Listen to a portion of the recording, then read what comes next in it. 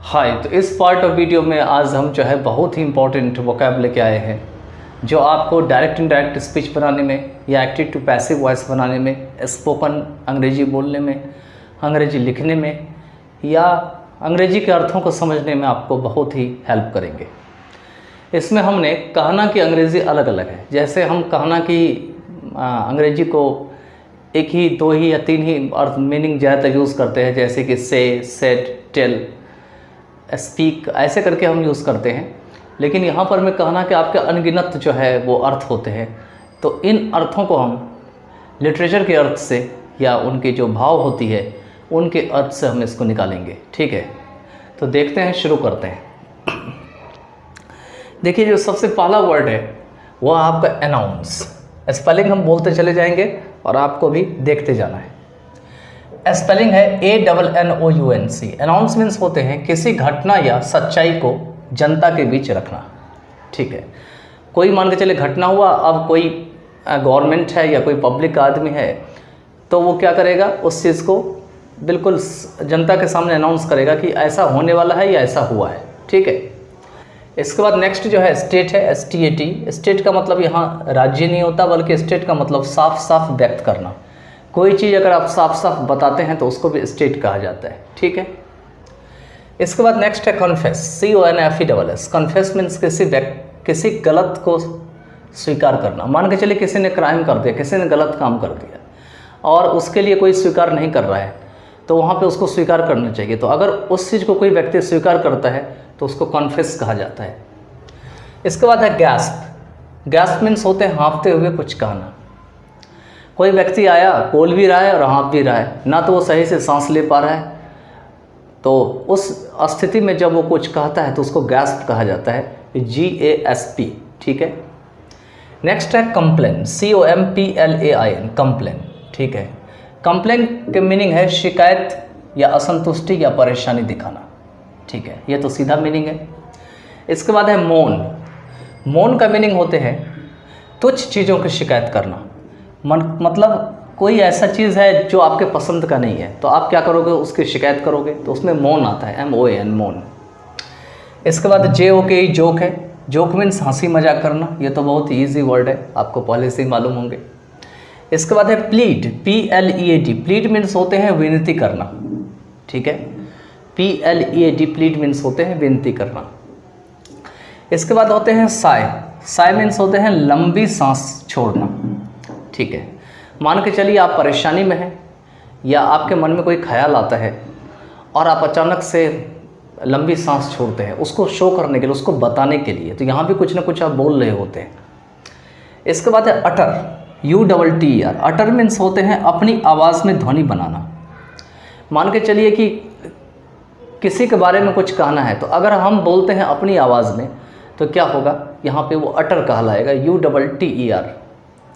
इसके बाद है एक्सक्लेम, EXCLM। एक्सक्लेम मीन्स होते हैं आश्चर्य, पीड़ा, तकलीफ, दर्द से अचानक बोल पड़ना। आपने अचानक से कोई चीज़ देखा, इसमें खुशी भी आ सकता है, आपने खुशी से कुछ चीज़ देखा और आपके अचानक मन में ख्याल आया गया बोलने का, तो आप अचानक से बोल पड़ते हैं। ठीक है, तो ऐसी स्थिति में वो एक्सक्लेम हो जाते हैं, EXCLAIM। इसके बाद जो नेक्स्ट है वो है एडमिट, ADMIT। यहाँ पे एडमिट मतलब अस्पताल में भर्ती करना नहीं, कहने का अर्थ में ले जा रहे हैं, तो सही या स्थिति को स्वीकार करना। मान के चलिए कोई चीज़ करेक्ट है, कोई चीज़ फैक्ट है, या कुछ ऐसा चीज़ हुआ है जिसको आपको स्वीकार करना है। यहाँ पे गलत और सही की बात नहीं हो रही है। गलत अगर होता तो कन्फेस में चला जाता, लेकिन यहाँ पर भी कोई सही या कोई सिचुएशन को स्वीकार करना होता है तो उसमें एडमिट आता है। एडमिट का मतलब यहाँ नामांकन करना या अस्पताल में भर्ती करना ही नहीं होता, बल्कि ये भी होता है। ठीक है, इसके बाद है आंसर। आंसर मीन्स किसी वस्तु या व्यक्ति की प्रतिक्रिया में कुछ लिखना। मान के चलिए किसी आदमी ने कुछ कहा, किसी चीज़ का आपको जो है रिटर्न में देना है, ठीक है, या बोल के बताना है, तो वहाँ पे आंसर होंगे। अब आगे चलते हैं। आगे जो है वह है आपका चकल, CHUCKLE। हालांकि चकल तो हंसने वाले में आता है, लेकिन कई बार ऐसा होता है कि आप हंस करके भी कुछ ना कुछ कहते हैं, लेकिन जब चकल होता है तो इसमें क्या होती है, मुंह बंद हो जाती है और आप चुपचाप जो है आप मुंह बंद करके हंसते हैं, ऐसा लगता है आपका गाल दोनों अंदर चला जाता है। जिसके डिम्पल होते हैं, गाल धंसे हुए, यहाँ पर में गाल में गड्ढे होते हैं, तो वहाँ पे क्या होते हैं, चकल का यूज़। ऐसे व्यक्ति जब चकल करते हैं तो देखने में बहुत ही डिफरेंट लगते हैं, ठीक है। इसके बाद है रिमार्क, REMARK, ये है आपका रिमार्क।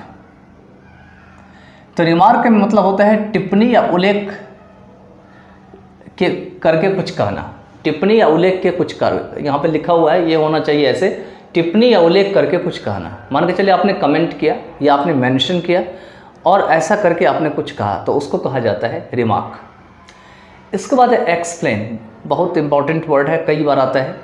किसी चीज़ को विस्तार पूर्वक सच्चाई के साथ बताना। क्या है, सच्चाई के साथ बताना।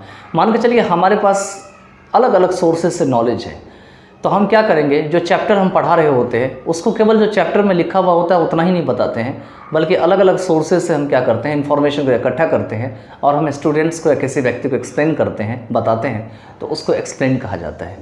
ये जितने भी हमने वर्ड्स अभी लिखे हैं, ये सारे वर्ब्स में लिखे हैं, ध्यान दीजिएगा, वर्ब्स में लिखे हैं, वर्ब्स ट्रांसिटिव और इंट्रांसिटिव, ठीक है। ज़्यादातर इसमें आपको वर्ब्स जो है वो आपको इंट्रांसिटिव की तरह दिखेगा, ठीक है, लेकिन कुछ वर्ब्स ऐसे होते हैं जो ट्रांसिटिव और इंट्रांसिटिव दोनों में काम करते हैं। इसको प्रिंसिपल वर्ब भी कहा जाता है। यही वर्ड जब जाएगा पार्ट ऑफ स्पीच में, तो कोई नाउन भी बन सकता है, कोई एडजेक्टिव भी बन सकता है, कोई और भी पार्ट ऑफ स्पीच का रूप ले सकता है, ठीक है। इसके बाद जो नेक्स्ट है वो है रिस्पॉन्ड, उत्तर में कुछ कहना। ये रिस्पॉन्ड है, RESPOND। मान के चलिए किसी ने कुछ कहा और उसके बदले आपको कुछ कहना है, तो उसको रिस्पॉन्ड कहा जाता है। इसके बाद है रिप्लाई।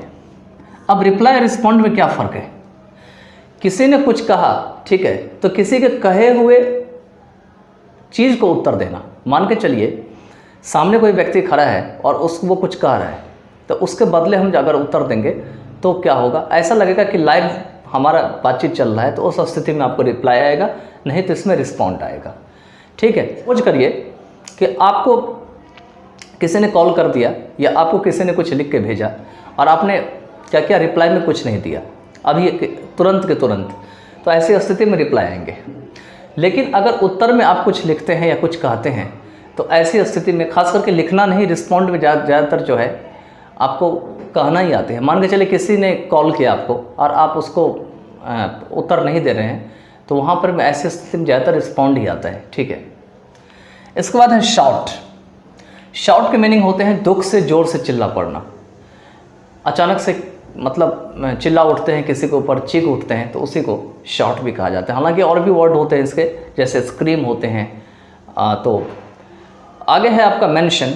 मेंशन मीन्स होते हैं संक्षेप में कुछ बताना, इसमें डिटेल में कुछ नहीं बताया जाता है। एक्सप्लेन में क्या होता है, डिटेल में बताया जाता है, लेकिन मेंशन में आपको, जैसे किसी का आपने नाम ले लिया, कोई जगह का नाम, आप मान के चलिए कि कोई स्टेट के ऊपर कोई भाषण दे रहे हैं, लेकिन उसी स्टेट में आपने बिहार का नाम ले लिया, तो अगर आपने बिहार का या किसी व्यक्ति का नाम ले लिया तो उसको केवल आपने मेंशन किया है, ना कि किसी व्यक्ति या उस स्टेट को आपने बहुत विस्तारपूर्वक बताया है, ठीक है। इसके बाद है मम्बल। मम्बल होता है इस तरीके से कोई व्यक्ति किसी को बोलता है कि सुनने में मतलब कठिनाई होती है, मतलब समझ में नहीं आता है कि व्यक्ति क्या कहना चाहता है, उसको मम्बल कहा जाता है, MUMBLE। इसके बाद है आपका विस्पर। विस्पर मतलब होता है खास करके बहुत धीरे से बोलना, हल्की सांस लेके बोलना, लेकिन इसमें क्या होता है, सीक्रेट के रूप में ज़्यादा यूज़ किया जाता है। मान के चलिए आपके कान में कोई कुछ कहता है, तो आप सीक्रेट रखना चाहते हैं दूसरे से, तो ऐसी जगह पे विस्पर का यूज़ ज़्यादा किया जाता है, ठीक है। लिटरेचर में ये वर्ड बहुत ज़्यादा यूज़ होते हैं, ठीक है। इसके बाद है मर्मर, MURMER। इसको बुदबुदाना भी बोलते हैं, या बहुत धीमे कुछ कहना, बहुत धीरे से अगर कुछ कहते हैं तो उसको मर्मर कहा जाता है। इसमें R साइलेंट होते हैं। जब फोनेटिक्स में जाएंगे तो R के बाद क्या है, M है, और कभी भी अगर R के बाद M होता है, क्योंकि कॉन्सोनेंट है M, तो R के बाद अगर कॉन्सोनेंट हो तो R को लगभग नहीं के बराबर बोला जाता है, बहुत हल्का सा बोला जाता है। तो ये मम होंगे, अगर आप फोनेटिक्स में जाएंगे तो मम मिलेंगे आपको, मम, न कि मरमर सुनाई देगा आपको, ठीक है। तो मम मीन्स होते हैं बहुत धीरे कुछ कहना। इसी तरीके से यल हैं, तो यल मीन्स होते हैं बहुत तेज़ी से चीखना, बहुत तेज़ी से, बहुत लाउड से अगर आप चीखते हो तो उसको यल कहा जाता है, YELL, यल। इसके बाद आपका डिनाई। डिनाई मीन्स होते हैं अस्वीकार करना, ठीक है। मान के चलिए कि किसी ने कुछ कहा, किसी ने कुछ जानकारी दी, कुछ आपको बताया, कहा आपको ऐसा करने के लिए, लेकिन आप कहते हैं नहीं हमको ये चीज़ नहीं करना है, तो आप क्या करते हैं, डिनाई कर देते हैं, स्वीकार कर देते हैं। इसके बाद है बेग। बेग मतलब विनम्रतापूर्वक कुछ कहना, हम्बली अगर आप किसी को कुछ कहना चाहते हैं तो यहाँ पे बेग आता है। कई बार एप्लीकेशन आप लिखते होंगे, फॉर्मल लेटर वगैरह, तो उसमें आप देखते होंगे कि most humbly I beg to say you that, यहाँ पे मतलब मैं आपको विनम्रतापूर्वक अर्नेस्टली जो है आपको कुछ कहना चाहता हूँ, और ऐसी जगह पर ये भीख मांगना नहीं होते हैं BEG, बल्कि विनम्रतापूर्वक कुछ कहना होते हैं, ठीक है। इसके बाद जो नेक्स्ट है वो है आपका रिमाइंड, REMIND। रिमाइंड मीन्स होते हैं कुछ याद दिलाना। कई बार क्या होता है कि मान के चलिए आप कहीं गए, यूनिवर्सिटी गए या कहीं पर में किसी जगह पर में गए, तो आपने सामने वाले को कहा कि मेरा एप्लीकेशन फॉर्म में जो जमा हुआ था, लेकिन उसका अभी तक मुझे रिप्लाई नहीं मिला, ठीक है। तो वो व्यक्ति कहता है कि 2 दिन के बाद मुझे रिमाइंड करा देना, मतलब जो आपने इन्फॉर्मेशन दिया था उसी इन्फॉर्मेशन को दोबारा जो है बताना है, और अगर आप दूसरे व्यक्ति को बताते हैं तो मतलब उसको याद दिलाते हैं, तो इसी को रिमाइंड कहा जाता है। इसके बाद है टेल। टेल का मतलब किसी को लिख या बोलकर बताना, मतलब tell me what do you want, मुझे बताओ कि तुम्हें क्या करना है। मतलब जस्ट लाइक टेल एक ऐसा होता है जिसमें इन्फॉर्मेशन देना या इन्फॉर्मेशन लेने का काम रिटर्न या स्पीकिंग में बोल करके जो है आपको ज़्यादा होता है। इसके बाद है बोस्ट। बोस्ट मतलब डींग हाँकना। किसी व्यक्ति ने कुछ कर लिया, सेल्फ अचीवमेंट कर लिया, तो वो क्या करता है, अपने बारे में चढ़ा बढ़ा के बोलता है कि मैंने ऐसा कर लिया, मैंने वैसा कर लिया, जबकि वो उतना नहीं होता है जितना होना चाहिए, तो उसी को बोस्ट कहा जाता है। हालांकि देखा जाता है जो बोस्टफुल नेचर के व्यक्ति होते हैं वो सीखने का प्रयास नहीं करते हैं, वो केवल जितना कुछ कर लिया है उसी में वो डींग हाँकते रहते हैं, और इसी कारण से ऐसे व्यक्ति बोस्टफुल बन जाते हैं बाद में और नॉलेज को लिमिटेड कर लेते हैं, तो उसी को बोस्ट कहा जाता है, ठीक है। इस तरीके से आपके ये कहना के इतने सारे वर्ड हैं, ठीक है। हम कुछ वोकैबुलरी आपको टाइम टू टाइम देते रहेंगे जैसे जैसे हमारे पास आएंगे, और ये आपको बहुत ज़्यादा हेल्प करेंगे इंग्लिश बोलने में, लिखने में, डायरेक्ट इनडायरेक्ट बनाने में। खास करके अगर आप ऑप्टेटिव या एक्सक्लेमेटरी सेंटेंस बनाएंगे तो आपको ये वर्ड ज़्यादा मिलेंगे। इम्पेरेटिव सेंटेंस बनाएंगे तो उसमें मिलेंगे। पैसिव वॉइस में भी आपको जो है इस टाइप के सेंटेंस मिल सकते हैं। तो चलिए, थैंक यू बाय देन, और अपनी तैयारी करिए। हम कुछ और तैयारी करते हैं जिससे कि नया नया वर्ड्स आपके सामने लाया जा सके।